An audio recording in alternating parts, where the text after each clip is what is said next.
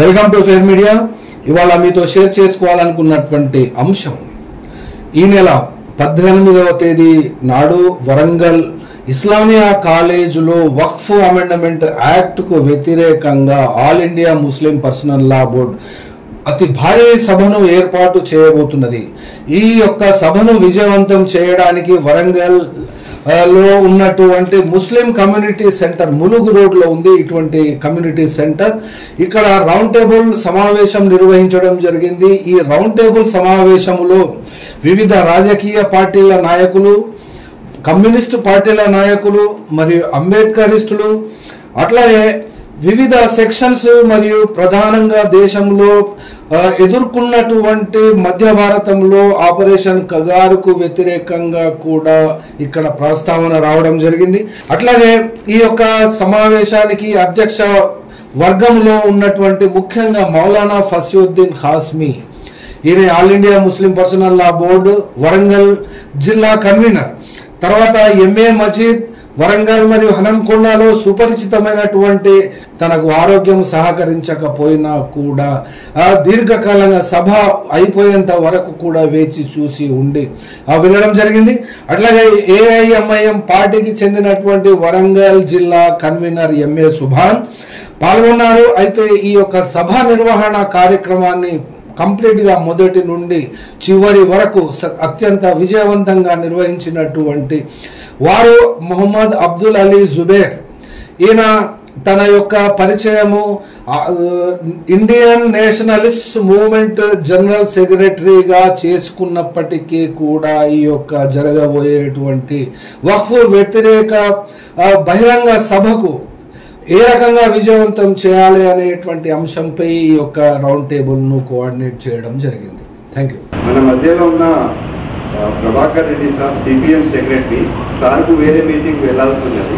Sir అనుకుంటా secretary సార్ని round table సభ్యులను ఉద్దేశించి మాట్లాడుతున్నారు. చాలా సమస్యలు సృష్టించి ప్రజల్లో చీత తీసుకురావడానికి ఒక పెద్ద ప్రయత్నం చేస్తాను. ఇవాళ భారతదేశంలో బీజేపీ అధికారంలోకి వచ్చిన తర్వాత 11 బడ్జెట్లు ప్రవేశపెట్టింది. ఈ 11 బడ్జెట్లో కూడా ఏ వర్గాలకు లాభం చేసింది, ఏ వర్గాలకు న్యాయం చేసిందని మనం పరిశీలన చేస్తే కార్పొరేట్ శక్తులను పెంచడాన్ని, పేదవాళ్ళను మరింత దరిద్రంగా చేస్తాం. అంటే ఆ విషయాల వైపు ప్రజలు ఎలా తిరగబడతారో ఆ విషయాల వైపు ప్రజలకు ఆలోచనకుంటే ఈ అన్ని కుతంత్రాలు అందులో భాగంగా వాళ్ళు పెట్టారు. దాదాపు ఒక సంవత్సరం ఢిల్లీ నగర వీధులలో రైతులు తీసుకొచ్చారు.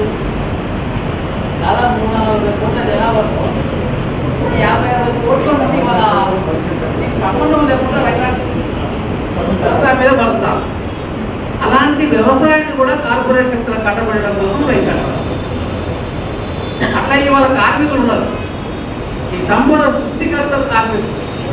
వాళ్ళని అంచిపెట్టడం కోసం వాళ్ళు దాదాపు 150 సంవత్సరాల కింద పోయిన చట్టాల మొత్తం అమలు చేసిన బాధ్యతలు నాశనం చేస్తారు. అంటే ఈ అసంతృప్తి అంతా వచ్చి ప్రజలకు వ్యతిరేకంగా ప్రజలందరూ నడుము కట్టి ఈ ప్రభుత్వాన్ని గద్దెనిస్తారనే ఉద్దేశంతో దాన్ని కట్టాలి. అందులో ప్రధానంగా ముస్లింలలో ఎందుకు ఇప్పుడు మనం అనేక వాట్సాప్లతో బీజేపీ వాళ్ళు ఆర్ఎస్ఎస్ పెట్టే వాట్సాప్ నేను ఎందుకు బయలుగాలం జరిగింది. ఫస్ట్ ఒక 2 రోజులలో ఎన్ని వాట్సాప్లు వచ్చినాయి, ముస్లిం అని చెప్పి ముస్లిం వదిలిపెట్టి ఈయన వదిలిపెట్టి ఆయన వదిలిపెట్టి కాల్చడం రకరకాల. ఇదే టైంలో పాకిస్తాన్లో కొన్ని ప్రత్యేక సమస్యలు వచ్చినాయి. అక్కడ పాకిస్తాన్లో ఐక్యత లేకుండా రకరకాల సమస్యలు వస్తాయి. భారతదేశంలో ఇట్లాంటి సమస్యలు ఏమైనా వస్తాయి ఉద్దేశంతో ఆ ఇండియన్ ఆర్మీ చీఫ్లను కురేసి వాళ్ళని వీళ్ళని పెట్టి షో చేసింది. వాస్తవంగా భారతదేశం మనం ఆ ఘటన అందరం కానీ ఇలా ముస్లిం హిందూ ఇంకో కాకుండా 140 కోట్ల మంది ప్రజలు అట్లాంటి సమస్య వచ్చినప్పుడు మనం అందరం ఐక్యం. అందుకే ఇవాళ బీజేపీ తీసుకొచ్చే ఈ ముస్లిం వ్యతిరేకత, మైనారిటీల వ్యతిరేకత, వెనుకబడిన వర్గాల వ్యతిరేకత, ఇట్లాంటి విషయాల మీద పెద్ద ఉద్యమం కూడా మన కళ్ళ ముందే జరిగింది. మణిపూర్ ఏంటి మణిపూర్ అసలు ఇప్పటి వరకు కూడా మణిపూర్ మీద భారత ప్రధాని స్పందించాలని చెప్పి ఆఖరి ప్రతిపక్షం ఉన్న గొలుగోలు పెట్టి పార్లమెంట్ మీద దాడి జరిగితే ఆ పార్లమెంట్ మీద దాడి చేసుకోలేవారు. ఇంత రక్షణ కదా, ఇంత శక్తి సామర్థ్యం ఉన్న నరేంద్ర మోడీ కదా, ఏమో ఎక్కడికి పోయింది. నిన్న ఆర్టికల్ 370 రద్దు చేసింది.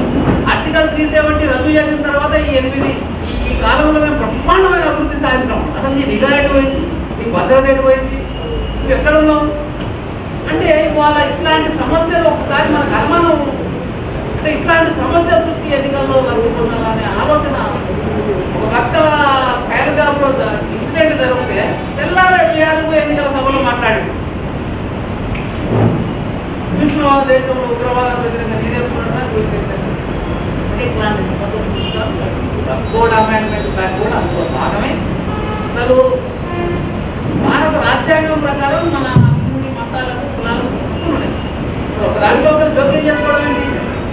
ఇవాళ రాజ్యాంగాన్ని చూసుకోవడం కోసం ఇవాళ బీజేపీ ఇట్లాంటి అని చెప్తారు. మన రాజమోహన్ సార్ చెప్పాడు, ఆర్ఎస్ఎస్ ఏర్పడి 100 సంవత్సరాలైనా ఈ 100 సంవత్సరాల పండుగ సందర్భంగా భారత రాజ్యాంగాన్ని ఇట్లాంటి చట్టాల ప్రజాస్వామిక వాతావరణం అన్నింటినీ బ్యాన్ చేయాలనే ఉద్దేశంతో జరుగుతారు.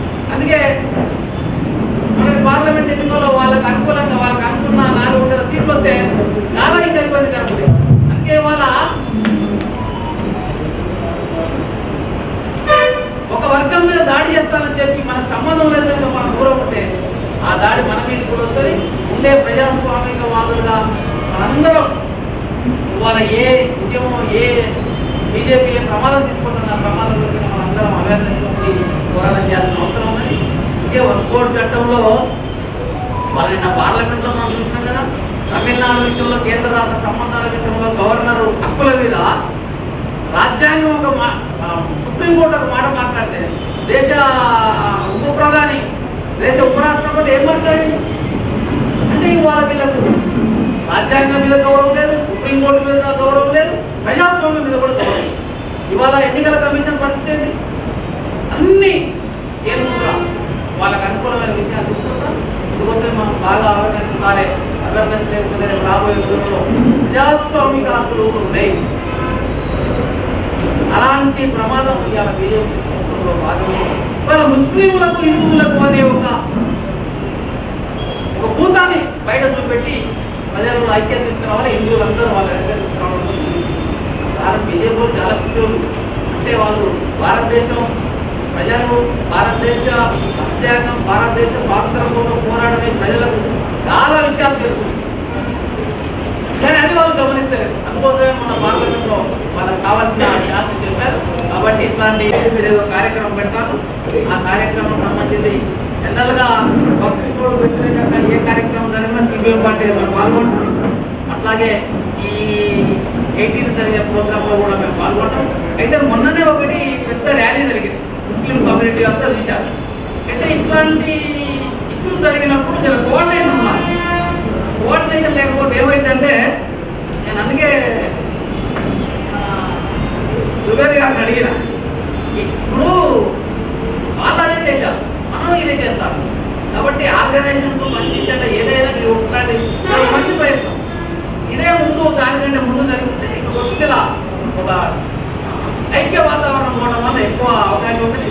ఆ 18th మీటింగ్ అయినా వాళ్ళని ఏమన్నా కోఆర్డినేట్ చేసుకొని అన్ని సంఘాలు చేసుకుంటే ఎక్కువ ఉపయోగం ఉంటుందని చేస్తూ నాకు వేరే మీటింగ్ ఉన్నందుకు వెళ్తానా ఈరోజు చెప్తాను.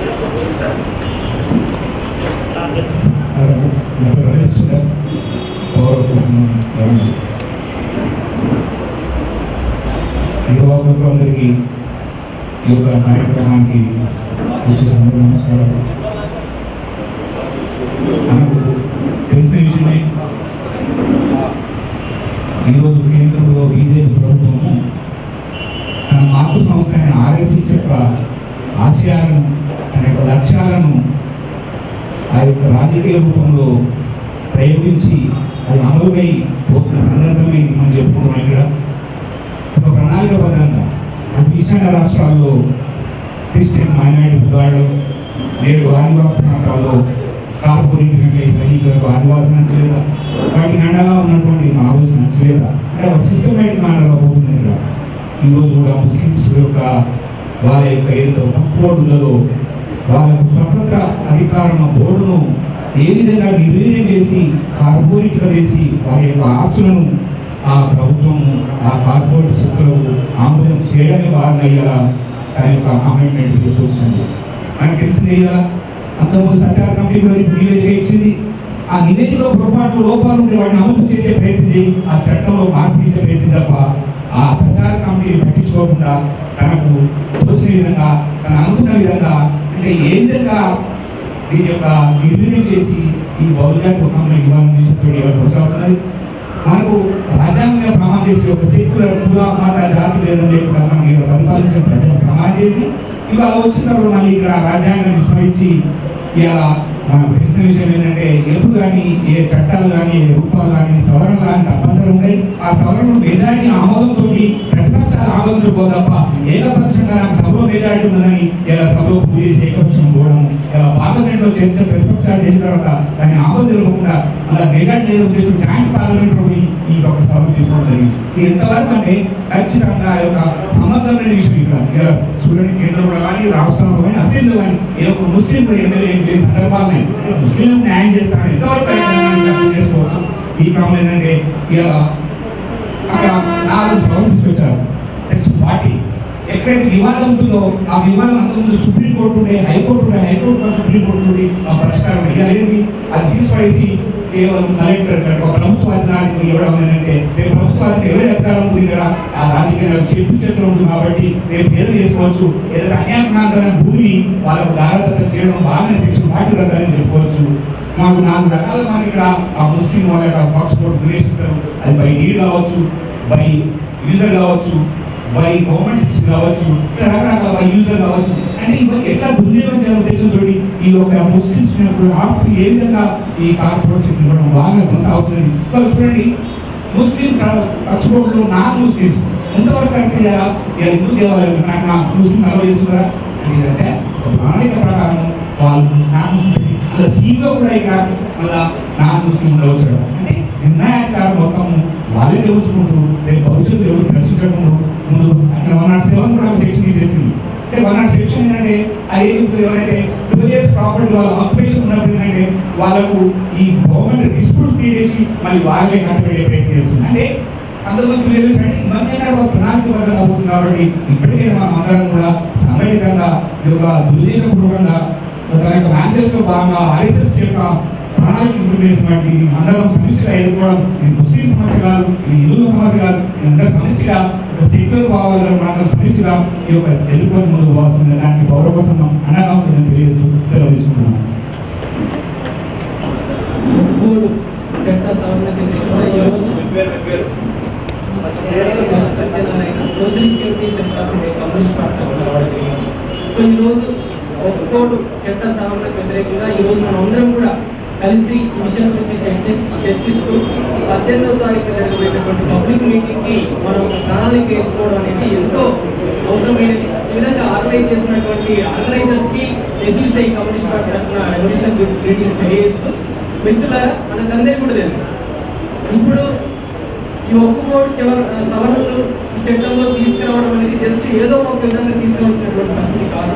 దేశంలో ఉన్నటువంటి అనేక రకాల సమస్యలు, రైతుల సమస్యలు అయితేంది, కార్మిక సమస్యలు అయితేంది, మహిళా సమస్యలు అయితేంది, దేశంలో ఉన్నటువంటి అన్ని రంగాల ప్రజలు ఎదుర్కొంటున్నటువంటి జీవితానికి సంబంధించినటువంటి సమస్యలను పక్కదారి పట్టించడానికి తెచ్చినటువంటి చట్ట సవరణ తప్ప ఏదో ఒక రకంగా చేసినటువంటిది కాదు. మరి ముఖ్యంగా మీరు గమనించినట్లయితే ఈ చట్ట సవరణలో వాళ్ళు తీసుకొచ్చినటువంటి అంశాలను ఒక్కసారి చూసినట్లయితే వాళ్ళంతా కూడా నాన్ ముస్లిమ్స్ ని లేకపోతే ఆ మతానికి సంబంధించిన వాళ్ళని కాకుండా వేరే వాళ్ళని పెట్టుకోవాలని చెప్పేసి చెప్పడం జరుగుతుంది. ఎందుకు తీసుకొచ్చారు? అవినీతిని నిర్మూలించాలని చెప్పేసి చెప్పడం జరుగుతుంది. అవినీతి నిర్మూలించే భాగంగా దీన్ని తీసుకొస్తున్నారంటే అర్థము మరి ఇదే బీజేపీ ప్రభుత్వము హిందూ దేవాలయాల సంస్థల పైన చేయగలుగుతుందా? ఇదే బీజేపీ ప్రభుత్వము హిందూ దేవాలయ ట్రస్ట్ల పైన చేయగలుగుతుందా? చేయదని. అంటే దీని ముఖ్య ఉద్దేశం ఏంటి? హిందువులకి ముస్లింలకి యొక్క మతోన్మాద యొక్క వాదాన్ని వాళ్ళు ఇచ్చేసే విధంగా మతోన్మాదాన్ని పెంచే విధంగా చేస్తున్నటువంటి పరిస్థితి తప్ప వాళ్ళు కావాలని ఈ విధంగా చేస్తున్నారు. ఈ పరిస్థితిలో మనం గమనించాల్సింది ఏంటంటే మరి మత ఉన్మాదాన్ని ఎందుకు తెచ్చబడుతున్నారు? సో ఇంతకుముందు మాట్లాడినప్పుడు ఇప్పుడున్నటువంటి ప్రజా సమస్యలను పక్కదారి పట్టించడమే కాకుండా రకరకాల కులాలు, మతాలు, ప్రాంతాలకు అతీతంగా అనేక రకాల సమస్యలు ప్రజలు ఎదుర్కొంటారు. ఈ పరిస్థితుల్లో ఈ దేశంలోనే కాదు ప్రపంచంలో ఉన్నటువంటి పెట్టుబడిదారి వ్యవస్థకు వ్యతిరేకంగా ప్రజలందరూ కూడా కుల మత ప్రాంతాలకు అతీతంగా ఐక్యమై ఉద్యమాలు చేస్తారు. ఆ ఉద్యమాన్ని వీళ్ళు నెట్ల కోసం, ప్రజల మధ్య విచ్ఛిన్నం తీసుకురావడం కోసం, మతాల కులాల పేరు పైన డివైడ్ చేయడం కోసం తీసుకొచ్చిన పాలసీ తప్ప మరేం కాదు. కాబట్టి దీన్ని మనం అందరం కూడా వ్యతిరేకించాలా. మరీ ముఖ్యంగా గమనించాలా, autonomy of religious particular religion యొక్క దాని గురించి అర్థం చేసుకోవాలి. ప్రతి రిలీజియన్ సంబంధించి ఒక అటానమీ ఉంటుంది, ప్రతి రిలీజియన్ ఇన్స్టిట్యూషన్ సంబంధించి ఒక అటానమీ ఉంటుంది, స్వయం ప్రతిపత్తి ఉంటుంది, దాని రూల్స్ రెగ్యులేషన్స్ ఉంటాయి. అట్లాంటి అటానమీ కాపాడే విధంగా ఉండాలి తప్ప గవర్నమెంట్ ఇన్వాల్వ్మెంట్ అటానమీ డిస్ట్రాయ్ చేసి, నాశనం చేసి ఒక మతోన్మాదాన్ని పెంచే విధంగా, ప్రజల మధ్య విభజన తెచ్చే విధంగా ఉండకూడదు. కాబట్టి ఈ యొక్క రిలీజియస్ అటానమీని కాపాడే విధంగా ఉండాలని చెప్పేసి భవిష్యత్తులో జరగబోయేటటువంటి 18వ తారీఖున జరగబోయే కార్యక్రమం కావచ్చు, భవిష్యత్తులో జరగబోయేటటువంటి కార్యక్రమాల్లో కూడా socialist unity centre of India communist party ఈ కార్యక్రమంలో ఇన్వాల్వ్ తెలియజేస్తూ అవకాశం ఇచ్చినటువంటి అధ్యక్షులకు కృతజ్ఞతలు. हुक्म के लिए लड़ाई करने के राउंड टेबल ఏర్పాటు చేసినటువంటి మత పెద్దలకి, ప్రజా సంఘాల నాయకులకి, ప్రత్యేకంగా నరేంద్ర అన్నకి, ఈ సమావేశానికి అధ్యక్షత వహిస్తున్నటువంటి మాజీ దుబే, మౌలానా ఫసీహ్ హుస్నుద్దీన్, సుభాన్, మున్నాభాయ్, వీళ్ళందరికీ కూడా మదీ సాబ్, ప్రత్యేకించి సాంఘిక విప్లవకారులు, సామాజిక విప్లవకారులు, జాతీయ అంతర్జాతీయ విప్లవకారుల సమావేశం ఇదని చెప్పి నేను భావిస్తున్నాను. ఇక్కడ కేంద్రంలో ఉండేటువంటి ప్రజల ఓట్లకు పుట్టినటువంటి కేంద్ర ప్రభుత్వం ప్రజల మధ్య విభేదాలు సృష్టించి ఒక మతాన్ని అటాక్ చేయడం కోసం తీసుకొచ్చినటువంటి 2025 వక్ఫ్ బోర్డు మరి బిల్లును ఇవాళ 30 సంఘాలు వాళ్ళ కోర్టులో సవాల్ చేయడం జరుగుతుంది. మిత్రులందరూ ప్రస్తావించినటువంటి ఏ విషయాన్ని కూడా మేము ఎందుకు ప్రస్తావించాము. ప్రత్యేకించి ఈరోజు మనం ఆర్థిక పోరాటాలలో మునిగి తేలుతూ సాంఘికంగా మన యొక్క మతాన్ని, మన యొక్క వ్యక్తిత్వాన్ని నాశనం చేస్తున్నటువంటి ఫ్యాసిస్ట్ కేంద్రాన్ని ప్రశ్నించడానికి ప్రజాస్వామిక శక్తులుగా మనం సమాలోచనలు చేస్తున్నటువంటి సమయం సముచితమైనటువంటి దాన్ని మీ ముందు ప్రస్తావిస్తున్న మిత్రులారా, భక్తి బాగుకునేది ఏముందని చావబోకు, సత్తి సాధించేది ఏముందని బతకబోకు, భక్తి జీవితాన్ని సాధించు, పోరాడి వక్ఫ్ బోర్డు హక్కులు సాధిస్తామన్నటువంటి దాన్ని మీకు ఈ సందర్భంగా తెలియజేస్తున్నాం. ఇవాళ మనం గొంగట్లో ఎదుర్కొంటా పొద్దులు ఏరేస్తూ ఉంటే మన గొంగడి మనం బతుకు జీవితకాలం కూడా దాన్ని అది ఏరేస్తే పోయేటువంటిది కాదు. అలా గొంగడిని తులిపి పారేసి ఇవాళ ఒక ప్రజాస్వామ్యమైనటువంటి వ్యవస్థ నిర్మాణం చేసుకోవాల్సిన అవసరం, ఆవశ్యకత ఈ రౌండ్ టేబుల్ సమావేశం చేస్తుందని నేను ముందు ప్రస్తావిస్తున్న మాత్రం విధంగా కూడా మొన్న జరిగినటువంటి జగయ్య ఫంక్షన్ హాల్ మీటింగ్ కానివ్వండి, ఇవాళ కొనసాగుతున్నటువంటి రౌండ్ టేబుల్ సమావేశం ఏంటంటే ఇది ఒక విప్లవోద్యమం లాగా రేపు మనం కథం దొక్కేటువంటి ప్రదర్శన ఇవాళ కేంద్ర ప్రభుత్వానికి ఒక హెచ్చరికలాగా పోతుందన్నటువంటి దాన్ని మనం ఆలోచనలు చేయాలని చెప్పి తెలియజేస్తున్నాం. మిత్రులారా, మనవాదం అన్నటువంటి శక్తి ఈరోజు ఏంటంటే వాళ్ళకు ఆస్తులు ఉండకూడదు, మత సంస్థలకు ఆస్తులు ఉండకూడదు, ఇతర ఎవరికి కూడా ఆస్తులు ఉండకూడదు, చతుర్వర్ణ వ్యవస్థ నిర్మాణంలో భాగంగా మాత్రమే ఉండాలన్నటువంటి ఒక దాన్ని తీసుకొని వచ్చి ఇవాళ కొనసాగుతున్న నేపథ్యాన్ని మనం అర్థం చేసుకోవాల్సినటువంటి అవసరం ఉన్నది. మొన్న జరిగిన ఎన్నికల్లో ప్రజలు వాళ్లకు కరుగార్చు వద్ద పెట్టడం జరిగింది. 400 చేస్తామని మొత్తుకుని 300 చిల్లర కాడ నిలిపివేయడం అనేటువంటి జరిగింది. రేపు 200 కాడ నిలిపివేసి ఈ దేశంలో ఒక ఇండియా కూటమిని తీసుకొచ్చేటువంటి అవకాశమే సకల మతాలకి, సకల కులాలకి సామరస్యాన్ని మరి ఒక రకమైనటువంటి జీవన విధానాన్ని కొనసాగించడానికి అవకాశం ఉంటున్నటువంటి ఆకాంక్షను తెలియజేస్తూ మీ విప్లవకారులందరూ కూడా సిపిఐ తరఫున శుభాకాంక్షలు, అభినందనలు తెలియజేస్తూ సెలవు తీసుకుంటున్న స్నేహితులారా,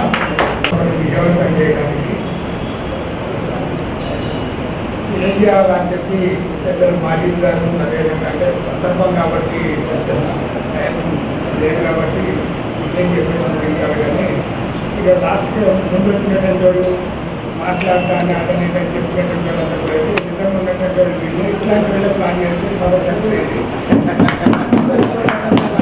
సరే వాళ్ళు రకరకాల ప్రయోజనాలు ఉంటాయి, ఈడెన్ ఎజెండాలు ఉంటాయి కాబట్టి వాళ్ళ గురించి మనం ఇట్లాంటివి కొన్ని ఉంటాయి కాబట్టి వాళ్ళకి కోరుకోవట్లేదు. మన ఇక్కడ ఉన్నటువంటి వాళ్ళు సీరియస్గా చర్చించి చేయాలన్నప్పుడు మాజీ గారికి కొన్ని పేర్లని అదేవిధంగా కొంతమంది వ్యక్తుల పేర్లు చెప్పడం జరిగింది. సరే, విషయానికి వచ్చినప్పుడు